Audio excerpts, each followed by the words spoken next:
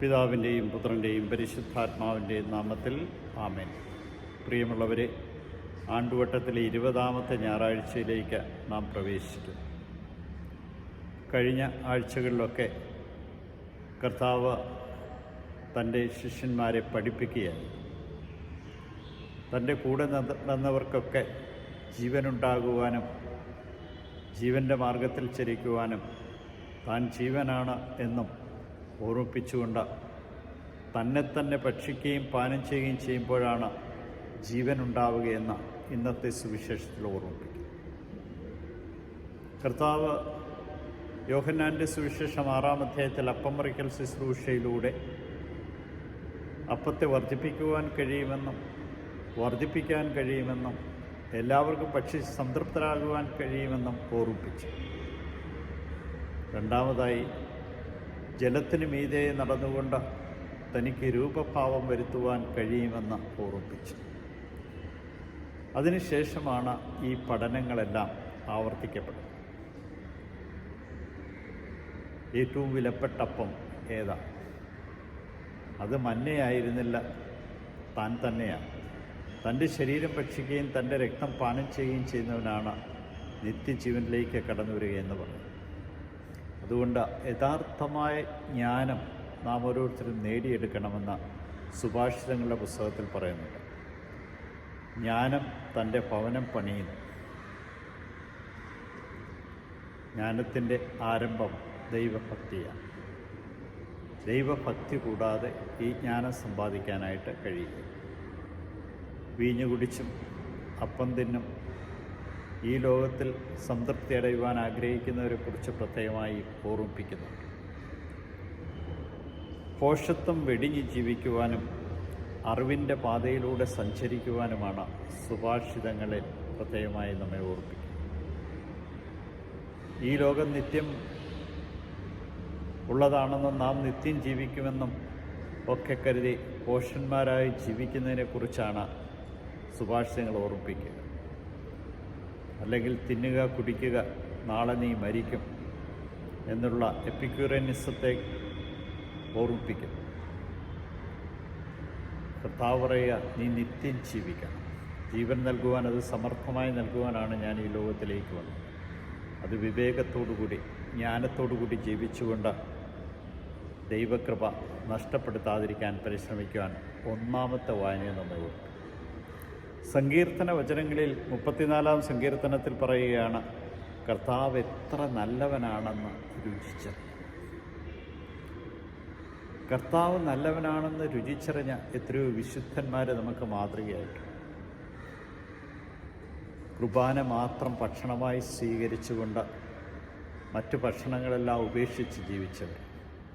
എന്നിട്ടും അവരുടെ ശരീരത്തിനോ ആരോഗ്യത്തിനോ ഒരു പ്രശ്നവുമില്ലാതെ ജീവിച്ച എത്രയോ വിശുദ്ധന്മാരുടെ ജീവിതകഥകൾ നമുക്ക് പറയാനാണ്. ഈ അപ്പം ഭക്ഷിക്കുന്നവനാണ് നിത്യം ജീവിക്കുക. അതുകൊണ്ട് കർത്താവിനെ രുചിച്ചറിയുവാനായിട്ട് സാധിക്കണം. അനുദിനവും അവിടുത്തെ വാഴ്ത്തി സ്തുതിച്ചുകൊണ്ട് കർത്താവിൽ അഭിമാനം കൊണ്ടും അവിടുത്തെ കൃപകളാൽ നിറഞ്ഞ് ജീവിക്കുവാനും കഴിയുമ്പോഴാണ് അവിടുന്ന് കാണിച്ചു തരുന്ന വഴിയിൽ നമുക്ക് അവിടത്തെ കണ്ടെത്താനായിട്ട് സാധിക്കും. പൗലോസ് അപ്പോസ്തലൻ എഫേസ്യർക്ക് എഴുതിയ ലേഖനത്തിൽ പറയുന്നുണ്ട്, ദൈവഹിതം എന്താണെന്ന് മനസ്സിലാക്കി അവിവേകികളെപ്പോലെ ആകാതെ, സുവിശേഷത്തിൽ പറഞ്ഞതുപോലെ വിവേകത്തോടുകൂടി ജീവിക്കാൻ. തിന്മ നമുക്ക് ചുറ്റുമുണ്ട്. കാരണം തിന്മയുടെ ദിനങ്ങളാണ് നമുക്ക് ചുറ്റുമുള്ളതെന്ന് നമുക്കറിയാം. ഭോഷന്മാർ പലപ്പോഴും അത് മനസ്സിലാക്കുവാനായിട്ട് കഴിയുകയില്ല. കർത്താവിൻ്റെ അഭീഷ്ടം എന്താണെന്ന് മനസ്സിലാക്കില്ല. വീഞ്ഞു കുടിച്ചും അപ്പം തിന്നും ഉന്മത്തരായി ദുരാസക്തിയുടെ പിടിയിലമർന്നവരെക്കുറിച്ചാണ് പൗലോസ് ഓർമ്മിപ്പിക്കുക. ആത്മാവിൽ പൂരിതരായി ജീവിക്കുന്ന ഒരു വ്യക്തിക്ക് ദൈവത്തെ സമ്പൂർണ്ണമായിട്ടും തൻ്റെ ഹൃദയത്തിൽ ഉൾക്കൊള്ളുന്നുണ്ട്. തൻ്റെ സംസാരം, തൻ്റെ വാക്ക്, തൻ്റെ പ്രവർത്തികൾ എല്ലായ്പ്പോഴും ദൈവത്തെ മഹത്വപ്പെടുത്തുന്നതിന് വേണ്ടിയായി.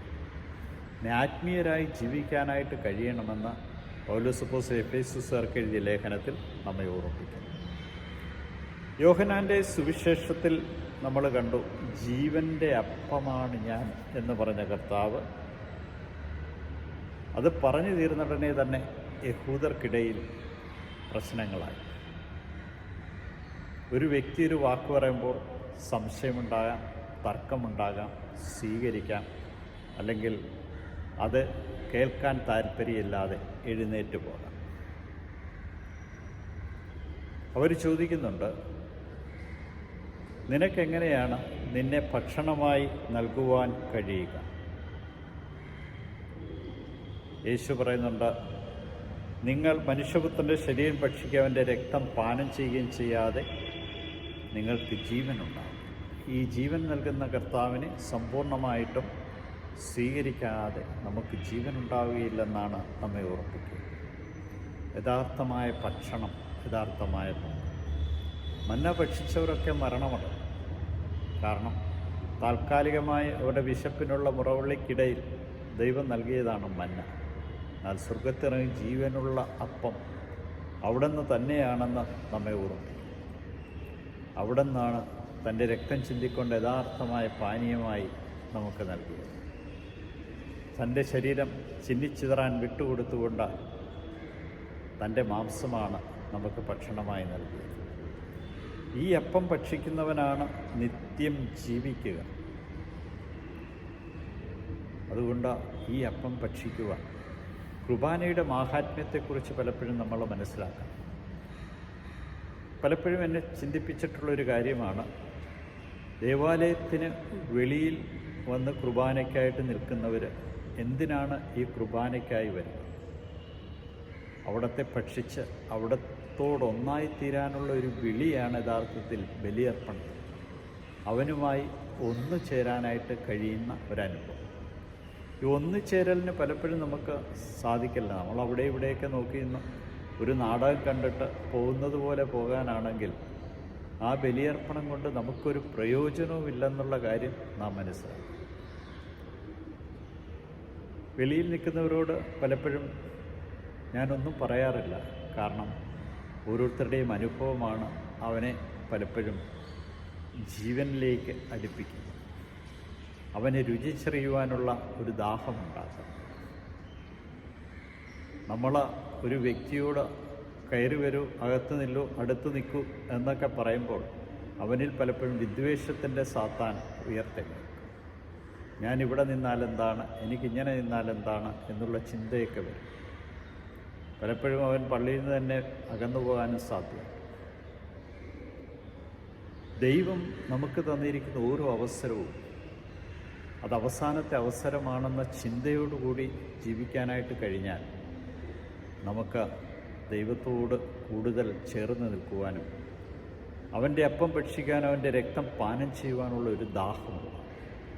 ഈ ദാഹമാണ് വിശുദ്ധരെയൊക്കെ തങ്ങളുടെ ജീവിതം തന്നെ സമർപ്പിക്കാനിടയാക്കിയത്. ഈ ഞായറാഴ്ചയിൽ പരിശുദ്ധ കുർബാന സ്വീകരിക്കുമ്പോൾ എൻ്റെ യേശുവുമായി അലിഞ്ഞു ചേരുവാൻ ഈശോയെ അനുഗ്രഹിക്കണമേ എന്ന പ്രാർത്ഥനയോടുകൂടി നമുക്ക് നമ്മെ തന്നെ സമർപ്പിക്കാം. ഈശോയെ നന്ദി, ഈശോയെ സ്തുതി, ഈശോ ആരാധന.